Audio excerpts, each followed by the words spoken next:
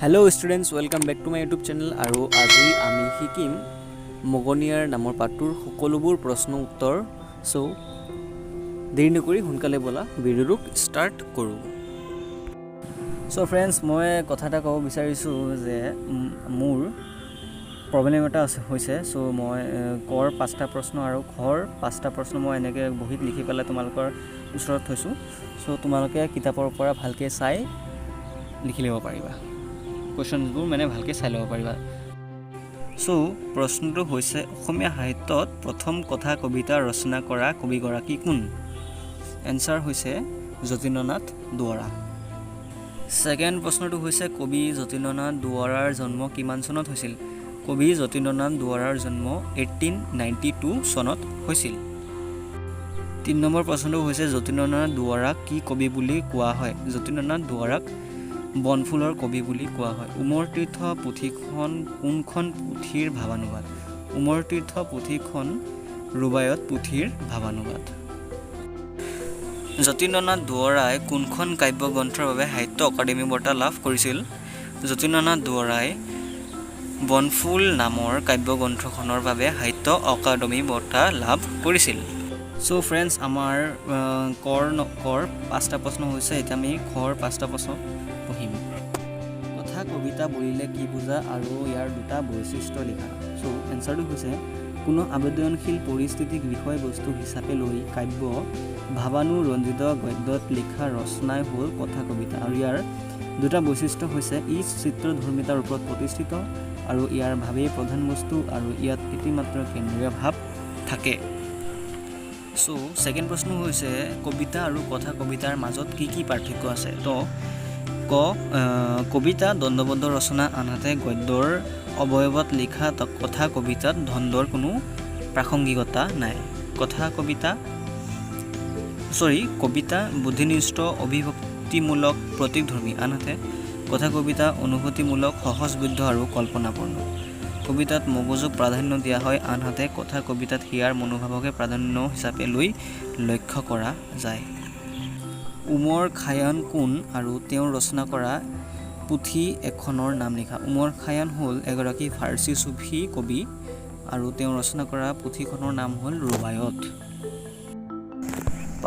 4 number প্ৰশ্নটো হৈছে মগনিয়াৰ জনে কবিৰ পৰা কি পোৱাৰ কথা কৈছে সো এনসাৰটো হৈছে মগনিয়াৰ জনে কবিৰ পৰা আত্মীয়তাৰ দান পোৱাৰ কথা কৈছে মগনিয়াৰ পাঠটোত উল্লেখ কৰা মতে যেতিয়া বাটৰুৱাজনক মগনিয়াৰ জনে আহি সহায় বিচাৰি তেওঁৰ ফালে নিজৰ অপৰিষ্কাৰ হাত দুখন মেলি দিছিল তেতিয়া বাটৰুৱাজনে তেওঁক সহায় কৰিবৰ বাবে চুলাৰ মোনাত হাত ভৰাই একোকে বিচাৰি নাপাইছিল মগনিয়াৰ জনক সহায় কৰিব নোৱাৰাৰ বাবে তেওঁ মগনিয়াৰ জনৰ হাতত ধৰি কয় যে মোৰ ওপৰত খং নকৰিবা মই আপোনাক একো সহায় কৰিব পৰা নাই মোৰ হাতত একোৱেই নাই ই আছিল মগনিয়াৰ জনৰ বাবে এক মহৎ দান অৰ্থাৎ আত্মীয় দান 5 নম্বৰ প্ৰশ্নটো হৈছে ককাই মোৰ ওপৰত খং নকৰিবা মোৰ হাতত একোৱেই নাই কথাষাৰ কোনে কি প্ৰসংগত কৈছিল বুজাই লিখা উত্তৰটো হৈছে ককাই মোৰ ওপৰত খং নকৰিবা মোৰ হাতত একোৱেই নাই কথাষাৰ বাটৰুৱাজনে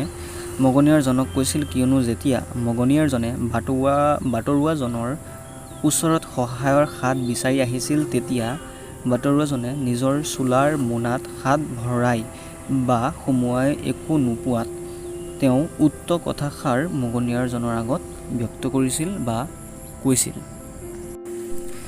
সো फ्रेंड्स আমাৰ গড় 1 নম্বৰ প্ৰশ্নটো হৈছে মগনিয়াৰ শীৰ্ষক কথা কবিতাটোৰ সাৰাংশ লিখা বনফুলৰ কবি হিচাপে খ্যাত কবি যতীন্দ্ৰনাথ দুৱৰাৰ দ্বাৰা ৰচিত মগনিয়াৰ নামৰ পাঠটোত তেওঁ মানৱীয়তাৰ গুণ প্ৰকাশ কৰিছে তেওঁ এজন বাটৰুৱা অৰ্থাৎ তেওঁ স্বয়ং আৰু এজন মগনিয়াৰ মাজত থকা আত্মীয়তাৰ দৃশ্য প্ৰকাশ কৰিছে কথা কবিতাটোত উল্লেখ কৰা মতে এদিন কবিয়ে এজন মগনিয়াৰ সৈতে সংলগ্ন হৈছিল আৰু সংলগ্ন হোৱাত মগনিয়াৰজনে তেওঁৰ পৰা সহায় বিচাৰি তেওঁৰ অপৰিষ্কাৰ হাত দুখন তেওঁৰ ওচৰলৈ আগবঢ়াই দিছিল আৰু কবিয়ে মগনিয়াৰজনৰ হাড় ছাল ওলোৱা চকু দুটা ৰঙা আৰু কাপোৰবোৰো ফটা দেখি তেওঁৰ বৰ বেজাৰ লাগিছিল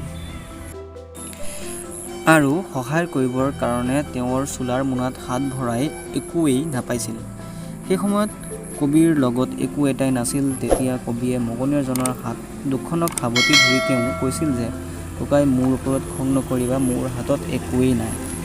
মগনিয়াৰজনে এই অদ্ভুত দৃশ্য প্ৰত্যক্ষ কৰি তেওঁৰ কবিৰ হাতত ধৰি কয় যে মোক একো তুমি দিব পৰা নাই, একো কথা নাই, কিন্তু ইয়াৰ বাবে ধন্যবাদ, ইও যে এটা দানেই।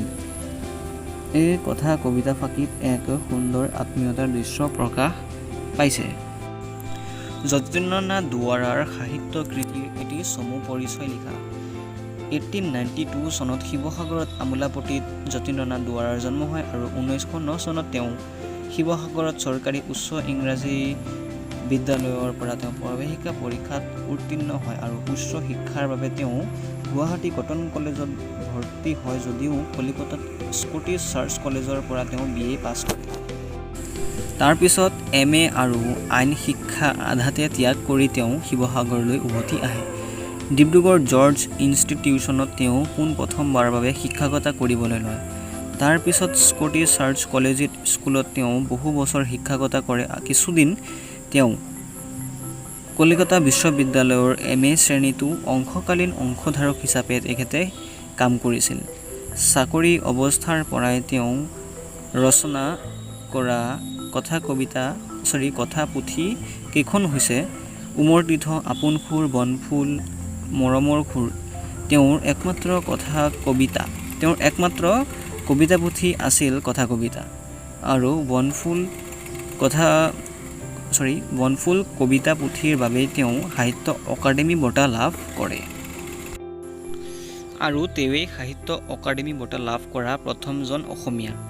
1955 চনত গুৱাহাটীত অনুষ্ঠিত অসম সাহিত্য সভাৰ ৪ৰ্থ অধিৱেশনত তেওঁ সভাপতিত্ব কৰে আৰু তেওঁৰ 1964 চনত তেওঁৰ মৃত্যু হয়। পাঠটো ক'ৰ পৰা সংগ্ৰহ কৰা হৈছে? মূলভাৱ লিখা। মগনিয়াৰ পাত্ৰী দুৱৰাদেৱৰ কথা কবিতা নামৰ পুথিখনৰ পৰা লোৱা হৈছে। আৰু মূলভাৱটো তোমালোকে গড় যোনটো 1 নম্বৰ মূলভাৱ আছিল তাৰ সৈতে একে, তোমালোকে তাৰ পৰা ধুনীয়াকৈ চাই লিখি ল'ব পাৰিবা।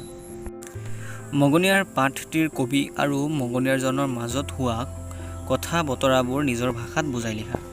ৰুছ সাহিত্যিক আইভান তুৰ্গেনিভৰ দ্য বিগাৰ কথা কবিতাটোক লক্ষ্য কৰি যতীন্দ্ৰনাথ দুৱৰাই মগনিয়াৰ নামৰ কথা কবিতাখন ৰচনা কৰিছিল। এই কথা কবিতাটোৰ মূলভাৱ হৈছে বাস্তৱ পৃথিৱী দেখিবলৈ পোৱা এজন মগনিয়াৰ চিন্তায়ন। কবিয়ে কৈছে যে তেওঁৰ ওঠ হেতা, চকু দুটা ৰঙা আৰু গাত ফটা কাপোৰ। চকুৰ আগতে যেন এনে দৰিদ্ৰতাৰ জ্বলন্ত সুখ তেওঁ লক্ষ্য কৰিছিল। কবিয়ে নিজকে বাটৰুৱা বুলি এই কথা কবিতাত অংকন কৰিছে আৰু তেতিয়া মগনিয়াৰজনে বাটৰুৱাজনৰ সহায়ৰ হাত আগবঢ়াইছিল। তেতিয়া বাটৰুৱাজনে নিজৰ চোলাৰ মোনাত হাত সুমুৱাই একোটাকে বিচাৰি নাপাইছিল। সেইদিনা মগনিয়াৰজনে বাটৰুৱাজনক লগ পাইছিল। সেই বাটৰুৱাজনৰ হাতত একোৱেই নাছিল। তেতিয়া বাটৰুৱাজনে মগনিয়াৰজনৰ একো এটা বস্তু দান কৰিব নোৱাৰি শোকতে অৰ্থাৎ বেজাৰতে তেওঁ মগনিয়াৰজনৰ হাতত ধৰি সাৱটি ধৰিছিল আৰু কৈছিল যে ককাই মোৰ ওপৰত তুমি খং নকৰিবা, মোৰ হাতত একোৱেই নাই। তেতিয়া মানৱীয় বোধেৰে মগনিয়াৰজনে উত্তৰত কয় যে কি হ'ল, একো কথা নাই, ধন্যবাদ, ইও যে এটা দানেই।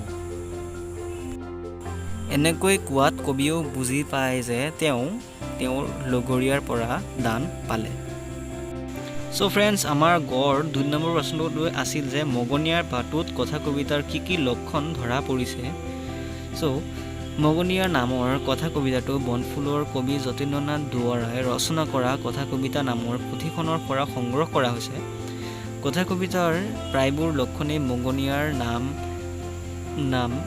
নামৰ কথা কবিতাটোত প্ৰকাশ পাইছে। উদাহৰণস্বৰূপে কথা কবিতাক আমি কবিত্বময়ী কথা লিখাৰ ভংগী বুলিও ক'ব পাৰোঁ আৰু এনে ভংগী এই পাঠটোত প্ৰত্যক্ষ কৰিব পাৰি। যেনে কি হ'ল, একো কথা নাই, ইয়াৰ বাবে অশেষ ধন্যবাদ, ইও যে এটা দানেই। কথা কবিতাৰ প্ৰায়বোৰেই ৰূপাত্মক।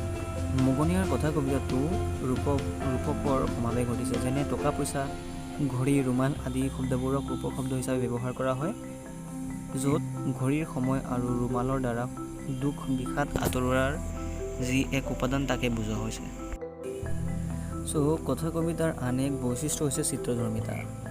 এই গুণটো এই পাঠটো সুন্দৰভাৱে প্ৰকাশ পাইছে, য'ত এজন দৰিদ্ৰ ভিক্ষাৰীয়ে অতি আকুলতাৰে ভিক্ষাৰ পাত্ৰ লৈ ঘূৰি ফুৰাৰ এক স্পষ্ট চিত্ৰ কবিতাটোত প্ৰকাশ পাইছে। কথা কবিতাৰ যিহেতু কেন্দ্ৰস্থ ভাৱ এটাই, গতিকে মগনিয়াৰ কথা কবিতাটোত আমি মাত্ৰ এটাই ভাৱ অন্তৰ্নিহিত হৈ থকা প্ৰত্যক্ষ কৰিছোঁ, আৰু এই কেন্দ্ৰস্থ ভাৱেই হ'ল আন্তৰিকতা, য'ত কবিৰ মগনিয়াৰ প্ৰতি আৰু মগনিয়াৰজনৰ কবিৰ প্ৰতি থকা যি আন্তৰিকতা, সেয়াই কবিতাটোৰ প্ৰধান বিষয়বস্তু। চ' ষ্টুডেণ্টছ, মোৰ এই ভিডিঅ'টো ইয়াতে সমাপ্ত হৈছে, আৰু যদি ভিডিঅ'টো ভাল লাগি থাকে তেন্তে লাইক, শ্বেয়াৰ আৰু ছাবস্ক্ৰাইব কৰিব নাপাহৰিবা, আৰু লগতে থকা বেল আইকনটো প্ৰেছ কৰি দিবা। অ'কে, দেন বাই বাই।